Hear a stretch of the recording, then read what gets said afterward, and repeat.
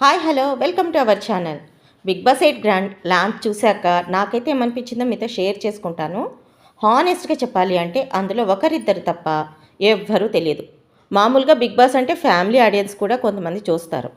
స్టార్టింగ్లో big boss అంటే ఎవరికి నచ్చేది కాదు. ఫ్యామిలీ ఆడియన్స్కి అయితే అస్సలే నచ్చేది కాదు.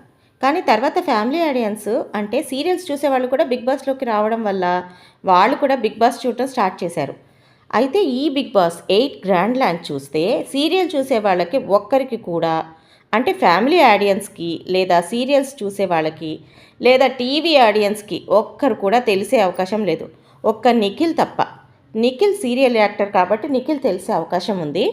ఇంకొకరు లాహిరి లాహిరి మూవీలో చాలా సంవత్సరాల క్రితం నటించిన వన్ ఆఫ్ ద హీరో ఆదిత్యవం.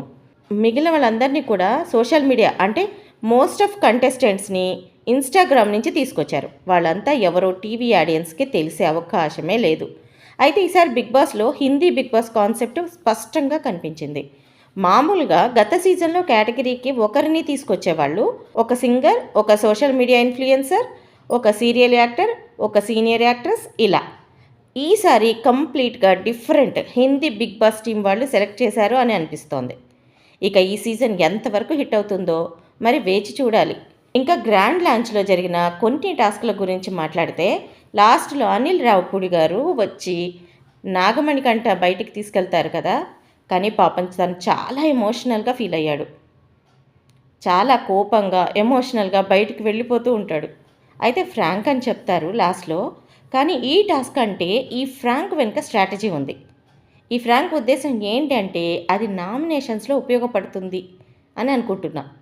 ఇప్పుడు తనని ఎవరైతే ఓట్ చేశారో వాళ్ళని గుర్తుపెట్టుకొని మరీ నాగమణి కంట గేమ్ ఆడతాడు.